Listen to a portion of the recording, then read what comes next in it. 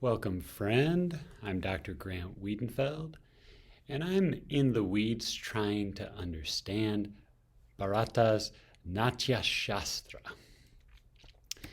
This was written about 200 years before or after zero. Don't have a lot of details on when it was written, maybe before Aristotle and Plato, maybe after. But what it is a theory of drama, including music and dance, that was key for classical Sanskrit literature. And here you see a Sanskrit version printed in 1971. It has commentary by a later scholar, Abhinava Bharati. So, even dating the ancient Greek texts or Confucius is also difficult because what's kept is not some original manuscript, but copies of copies of copies. So I will just say year zero because that's the center of when the possible dates are. So it's part of a classical Sanskrit era, roughly 500 years BC to 1000 AD or Common Era. It's attributed to this sage, Bharata Muni. So Bharata is the name of a kind of an ancient tribe, peoples, and is another name for India itself. And this sage's name is Bharata Muni. So obviously very important thinker in that he has the same name as basically India. As far as representations of him, here's a recent statue in New Delhi, the capital city, that was put up. Now, so this classical Sanskrit era, also coinciding with classical Hinduism, the kind of the line between religion and arts and philosophy and everything was, there was no line back then in India. The same with the Greeks or with the Chinese, that religion encompassed everything. So classical Hinduism. From what little I know, there's a number of texts, the Vedas, the Upanishads, which here's some examples here, as well as a picture of a temple from this era in Dashavatara. So it's a multifaceted religion. There are many different aspects of it, a very long tradition. It synthesizes other traditions and so forth. One of the characteristics of this era is this Brahmin-led society. And that has this, caste structure, and part of the work of literature, and this is true of other literatures, is to assimilate peoples to the society of the literature. Everybody speaks the language and gets the norms that go along with the language. So Sanskrit was the language and writing that defined this era. Just to give you a little idea of geographically, not real sure about where you could point to this text coming from, but on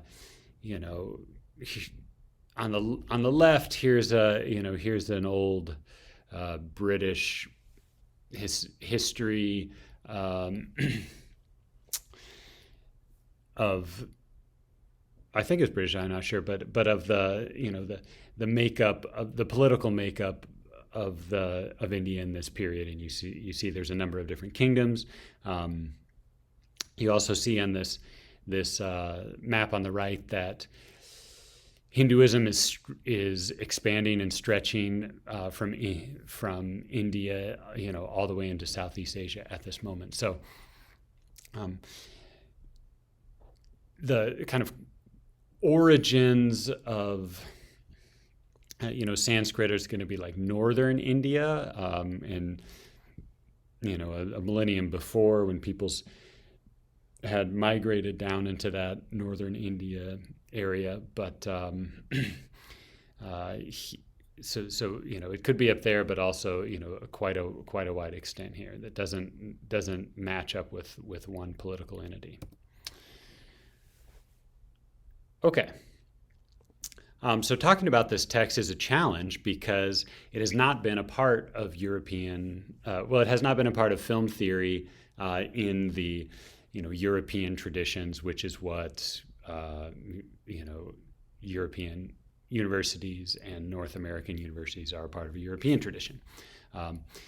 And this text was not one that was widely considered or studied. And the Hindu philosophies upon which it draws are not as well known either. So it's at a disadvantage for my understanding and its relationship to other texts.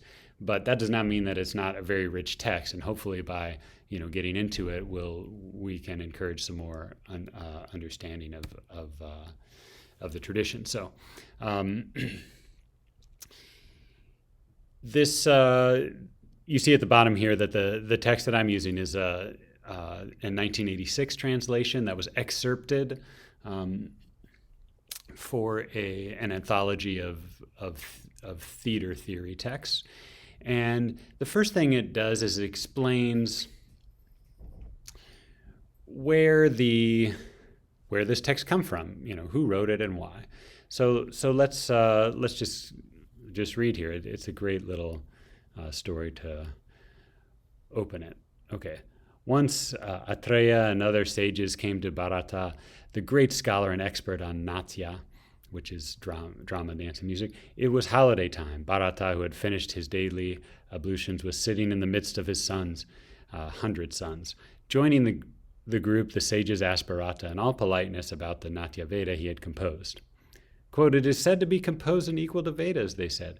"Could you tell us how you came to write it and for whom? What are the subsidiary subjects? What about its authoritativeness? How is it to be applied?"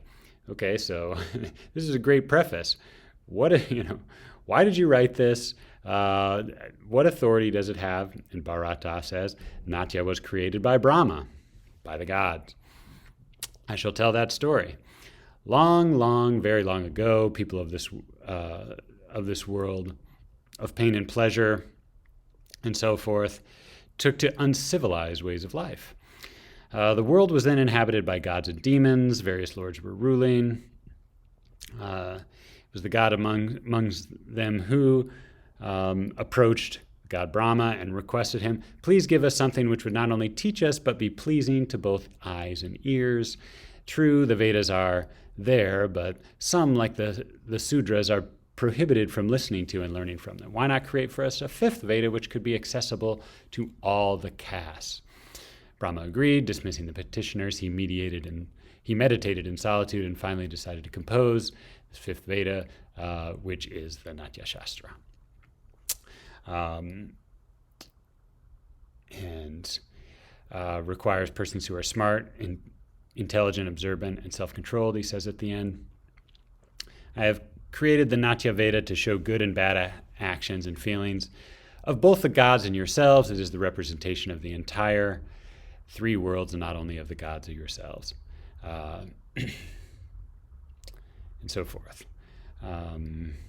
All of these different things are right for, enjoying. Well, it's serving many different roles. So let me point out a couple of things here that, what they're calling Natya is, this combination of drama and music and dance, somewhat similar to actually how Aristotle thinks of poetry as, it's the rhythm of dance plus the melody of music plus, the representation.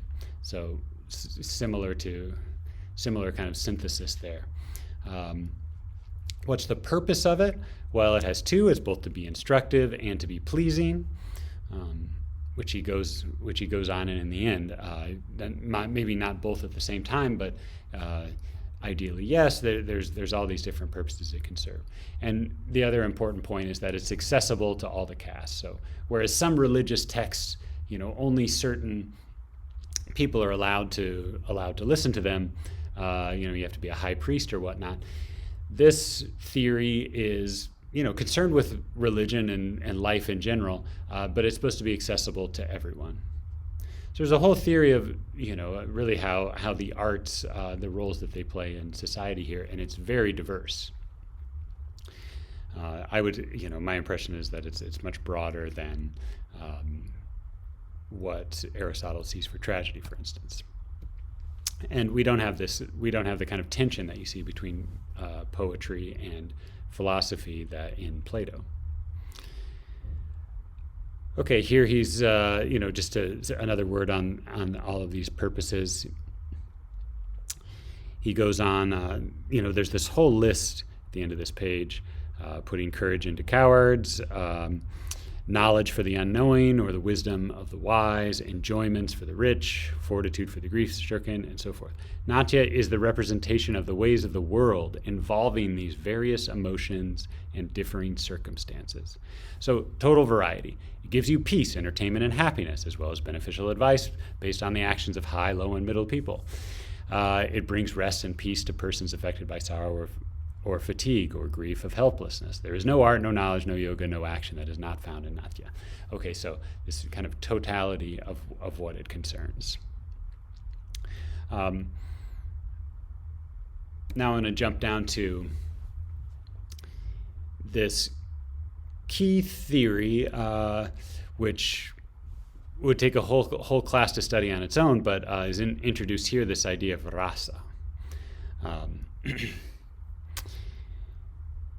There is no natya without rasa. Rasa is the cumulative result of stimulus, involuntary reaction, and voluntary reaction.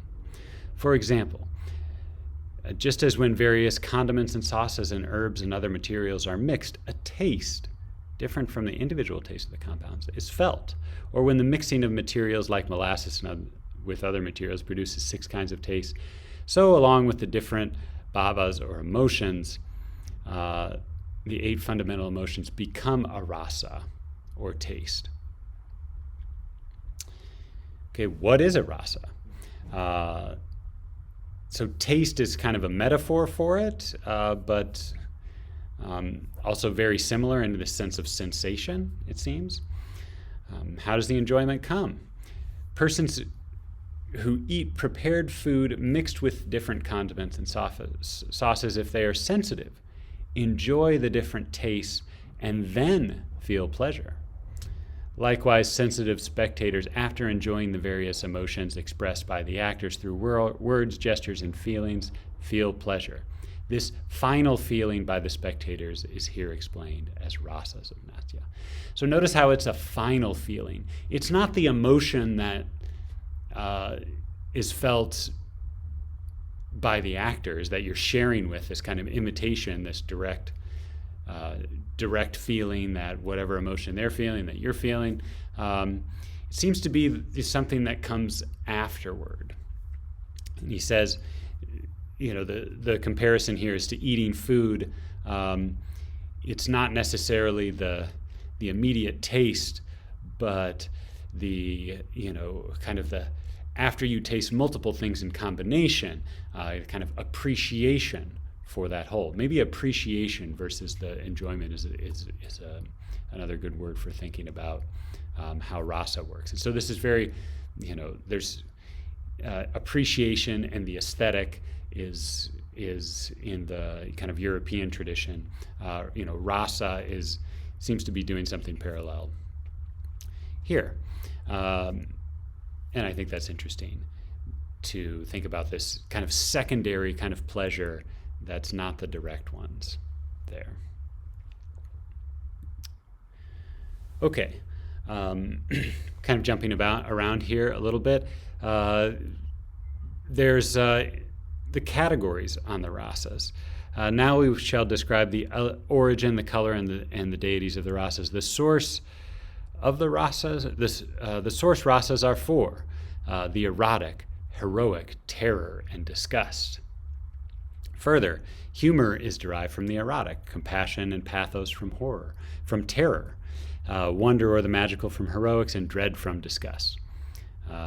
Humor results when love, the erotic, is parodied. So again, we see some levels.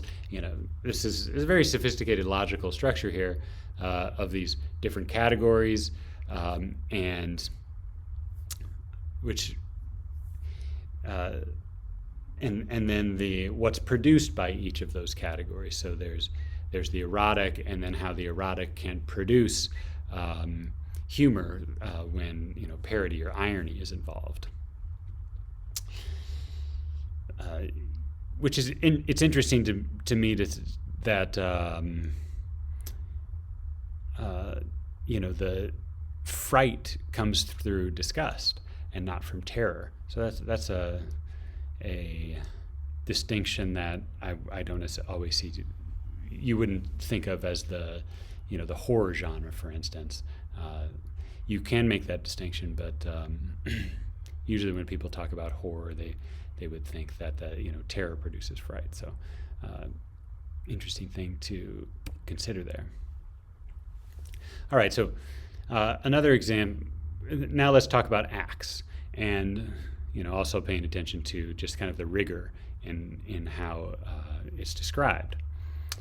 So what is an act? It's a second paragraph here. The seed or the beginning which must develop from act to act. Okay, this is the first kind of play that they're describing, which is of a well-known hero of an exalted nature, which serves the story of a royal stage, similar to Aristotle's. Like, well, there are some stories about people who are better than us, tragedies and epics, others about worse than us.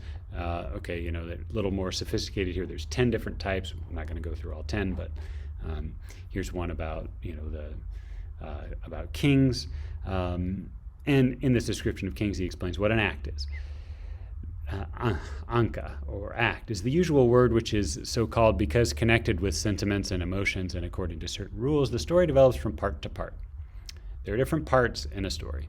An act is that which an episode is complete, but not the beginning, which would still cling to it.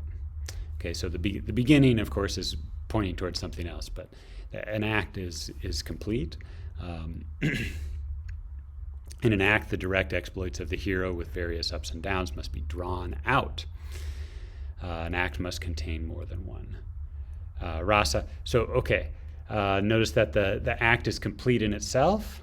So it's more of an episodic.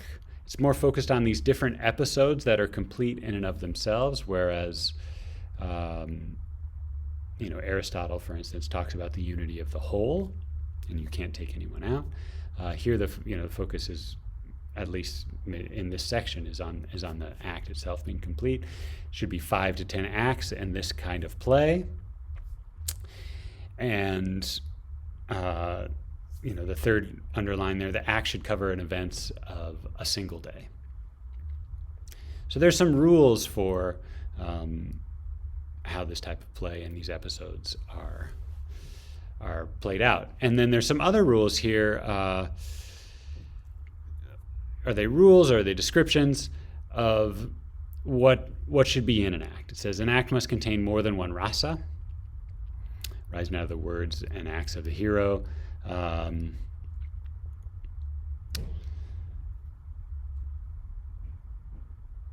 queen and so forth. So it's again, this mixing is a key thing. Talking about what should be shown.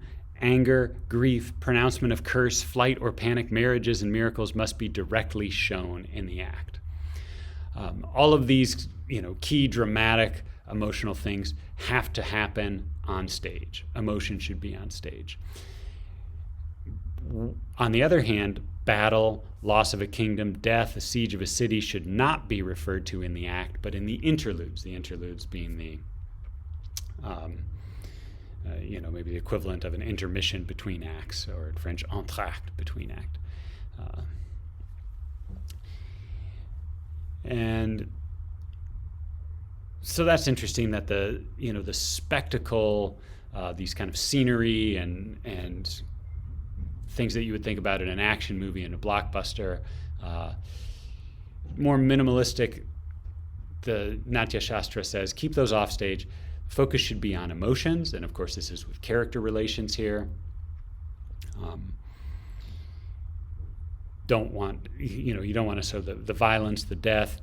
Maybe there's a sense of propriety here too. Elsewhere it says that you don't want to show sex on stage either. Looking for a family audience. Last point there, he says that in a play the actions must be like the tip of a cow's tail, the significant and high emotions coming at the end. It is the tip of the tail that is used as a fan. Like the crack of a whip. It's the tip of the tail snaps. Similar to the idea of a climax, that the highest emotions, they have to be built up toward here.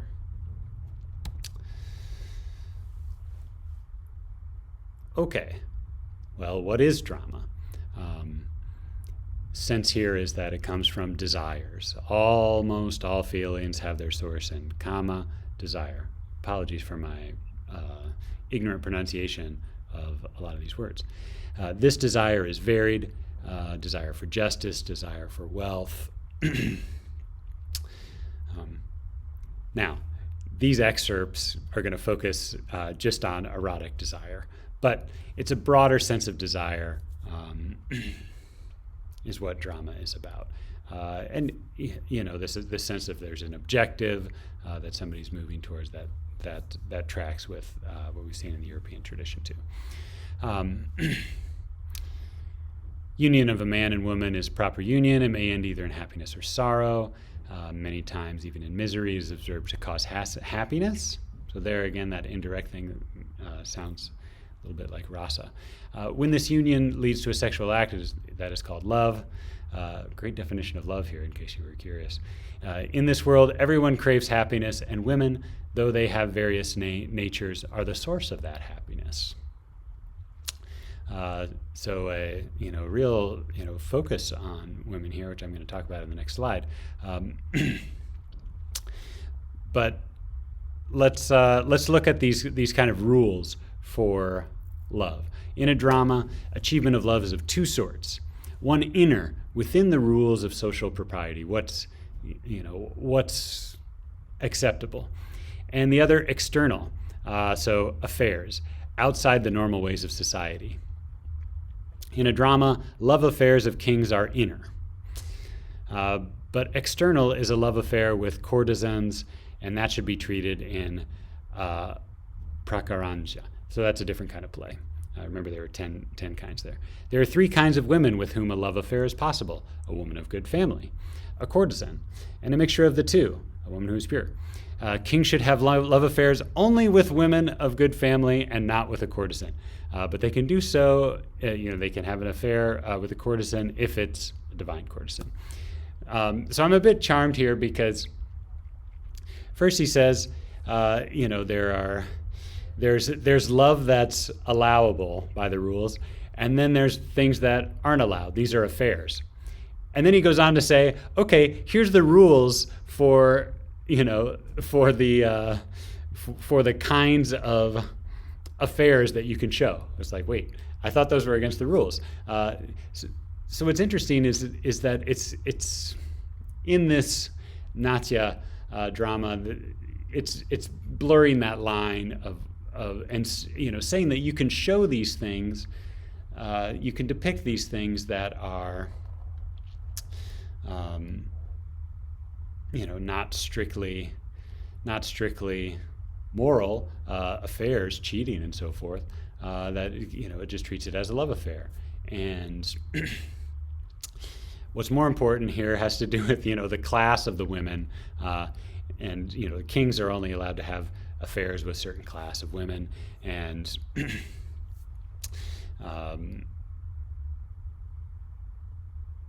then goes on to say that what's arousing the desire for these different castes and so forth. So to go back to the role of women there, which you said the source of all happiness, definitely more attention paid here in Bharata Muni's than in Aristotle. Let's look at how he describes the heroines and how the actresses should approach it. The 4 heroines whose lovers are absent should express their condition by anxiety-sized lassitude, talking with their female friends, referring to their lot, and so forth. A woman with her husband or lover under her control should have brilliant and beautiful costumes, her face beaming with joy and looking extremely beautiful. Okay, a heroine who is in a tryst should act in these ways. Here's the rules for how you act if you're doing something that's against the rules, which is having a love affair. If a courtesan, she must deck herself with various ornaments. And in the company of her servants must walk slowly. If a high-born lady, she should cover herself with a veil and walk timidly, with downcast eyes in a lurking manner. If a maidservant, she should walk with uneven steps, eyes beaming with joy, gesturing and babbling under the influence of intoxication. If the lover is in bed and asleep, she should awaken him in the following manner. A high-born lady should awaken him with the sound of her ornaments, a courtesan by her scents, and a maidservant by fanning him with her clothes. I love all of these rules, which are great sort of advice for constructing a drama. You can see the class or caste aspect of Brahmin society imposing itself here, but it also could be seen as perhaps descriptive in a certain way, and trying to understand how people from different classes will interact with one another. So is the woman in control here? Well, on the one hand, you see a woman who has a husband or a lover has him under her control. So this is a position of power that she's in. And clearly here, she is taking initiative in how she acts, in waking him up and so forth. Even though there are rules, she doesn't seem to be a minor character, but a full character, which is not always true everywhere. So that this fullness of character and being in control, being the source of happiness on the one hand, is very pro-woman. On the other hand, one could criticize it and say, well, if she's very emotionally dependent, this idea of the women characters, she has to express this anxiety and sighs when her husband or lover is not there. And all the codifications of her behavior are also a certain dependence that makes one wonder if women characters have the same capacity for heroism here as the male ones do. So that's just a couple comments on the role of women in this text at first glance. One other thing in their favor. He's talking about the roles in the director later on. This paragraph is about kind of it's both defining what womanhood is as kind of delicacy and and grace and so forth. Naturally, singing and dancing must be given to women because their voice is naturally sweet and their gestures and movements naturally graceful. So on the one hand, this is maybe kind of limiting. Like if a woman doesn't act like that, this is a stereotype that's going to cause a problem. But also, it sort of recognizes the natural talent in a way that says it's innate. Like a woman understands singing and dancing, through her inner nature as a woman, and so for that reason. You can't have men playing these roles. The roles not only of women but of gods and men who are delicate must be played by women because they have this deep natural understanding. A director should not give any instructions to an actress when she is playing a female role. So my interpretation of that is because it's this natural grace and delicacy, that sort of a male director can't understand it. So there's a certain, authority granted to women here that I thought was worth mentioning. Okay, so lastly, to conclude, as I mentioned along the way, it's some of the rules are unclear if these are descriptions of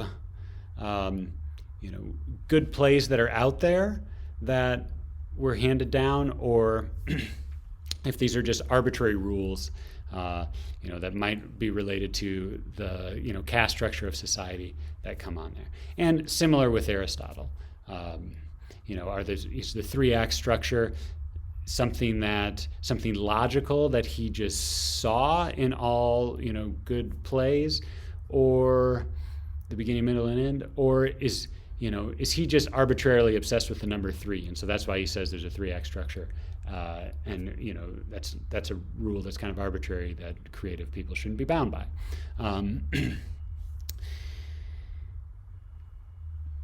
Something to think about in looking through this, and especially if you see the full version and all the categories, which can get quite into detail about this. It's similar to a religious ritual.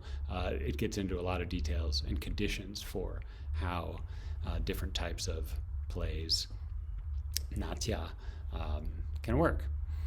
And hopefully you will get deeper into this and really explore and work on this text that a lot of academics in the European tradition have not yet, because it's certainly full of interesting ideas.